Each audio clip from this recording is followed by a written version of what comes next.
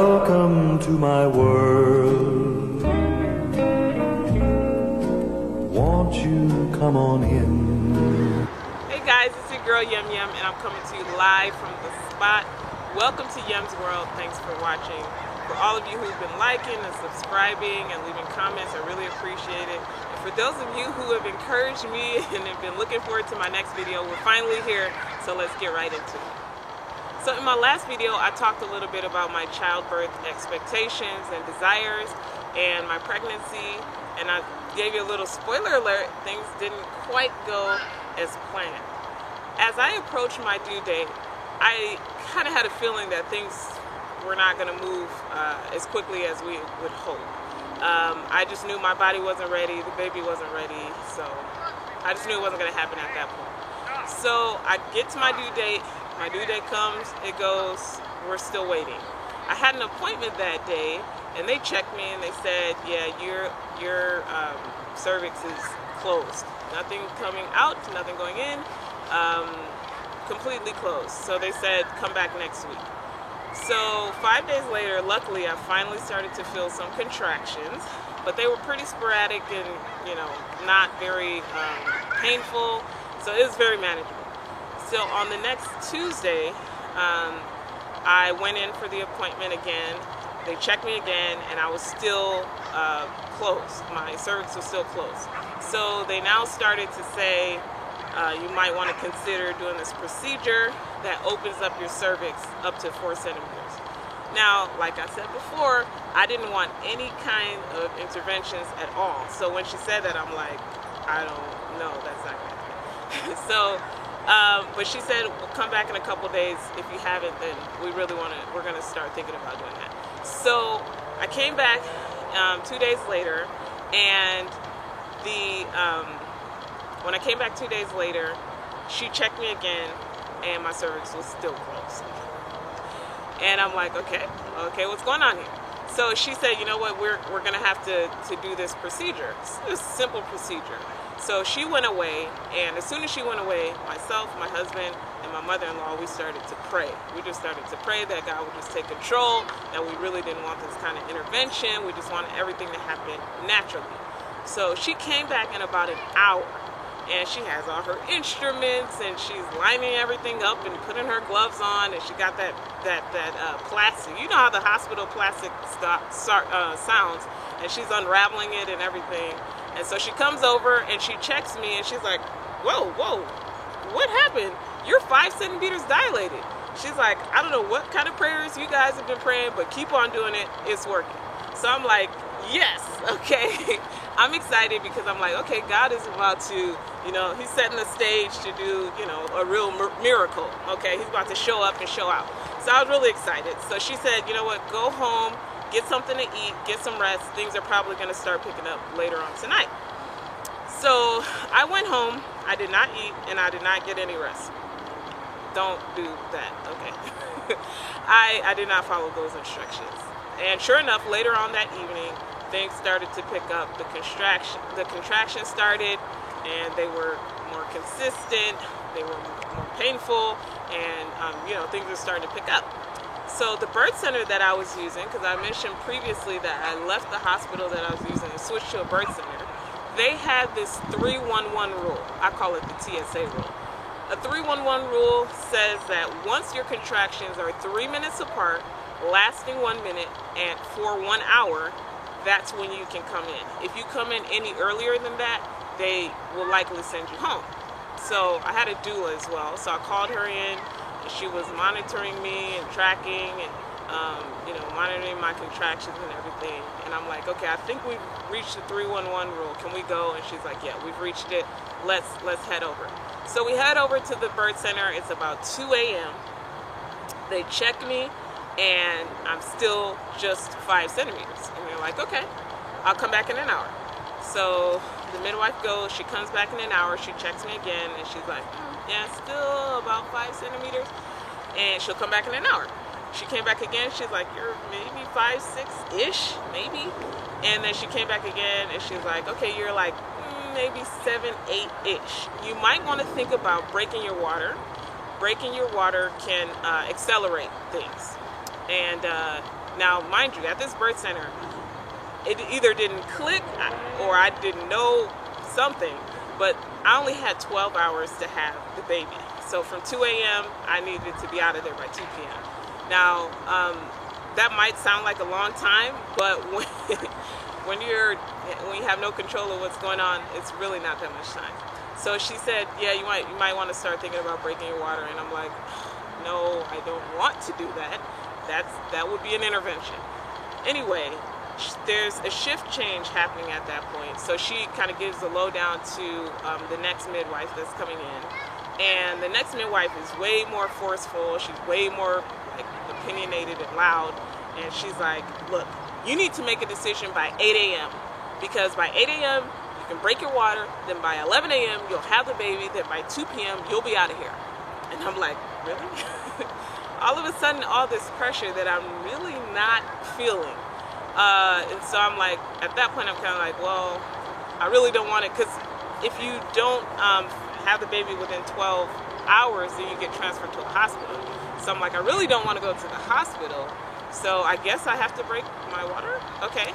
So they break my water, and things get way more intense. Things get way, way, way more intense. The contractions become way more powerful. So 8 o'clock, 9 o'clock, 10 o'clock, 11 o'clock. Check me again, no progress. So at that point, she's like, yeah, you know, we need to start transitioning you. We need to start basically transferring you out to the hospital. I'm like, it hasn't even been 12 hours. Give me my full 12 hours, okay? So, but she's like, yeah, we got to get you initiated. And I think there was another person that was coming in to have the baby. So they literally kicked us out.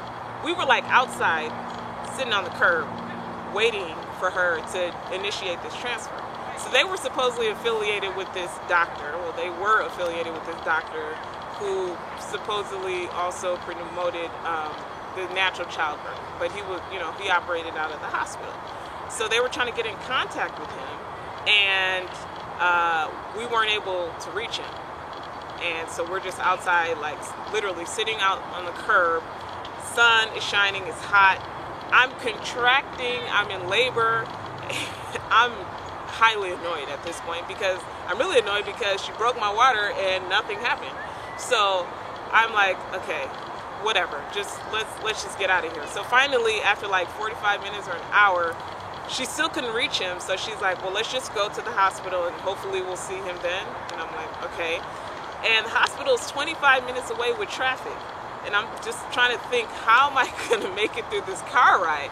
So I get in the car, and on the route to the hospital, we take a freeway. But this freeway comes to an end.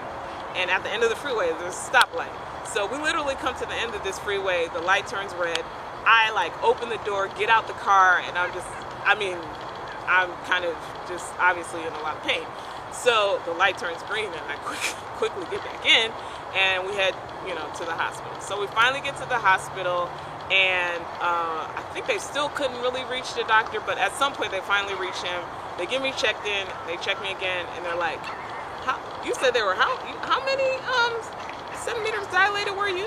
And I said, yeah. They said about 7 to 8-ish, and she's like, because I'm seeing about 5 centimeters. And I'm like, 5? She's like, yeah, I've never seen this before, but it's like you've gone backwards. I'm like, no, I didn't go backwards, okay? Backwards, forward ever, backwards never, okay? So I'm like, well, I don't know. I don't know. So they give me this medicine ball, and they put me on the side and put the medicine ball in between my legs. They have me lying on my side, and then every hour I switch to the other side, and I switch. So I did that for a good 12 hours. Still nothing. No progress.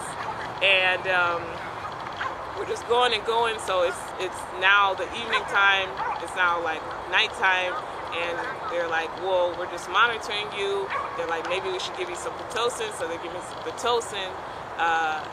The contractions get a lot more painful. Now, mind you, when I did get to the hospital, things were so intense, and I was so disappointed that I had gotten transferred that I actually opted to get an epidural. What? I know, crazy. But I opted to get the epidural because I was in so much pain, and I just didn't know what to do anymore. And I was disappointed because I was at the hospital. So I got the epidural. So later on, they're like, maybe we should give you some Pitocin to try and kickstart things. So they give me the Pitocin. I can't feel the pain, but I can feel the intensity of the contractions increasing even more. And I'm just like, okay. So they give me this Pitocin, and it's working, it's working, it's working. Still no progress. Still nothing's happening. So at around 5 a.m., they're like, yeah, your water's been broken for 24 hours. We've got to get the baby out. Fetal heart rate, blah, blah, blah, blah. And I'm like, I'm looking at the chart right now. Fetal heart rate's fine. I see my contract, like everything's fine. But okay, whatever. You know, at this point, I'd been up for about 48 hours straight. And I kind of had lost my resolve. So when they said, yeah, we got to get this baby out via C-section, I was like, you're joking, right? But there wasn't a whole lot that I felt that I could do at that point, so I just unfortunately obliged. So they roll me into the operating room, and I'm like, man, this sucks.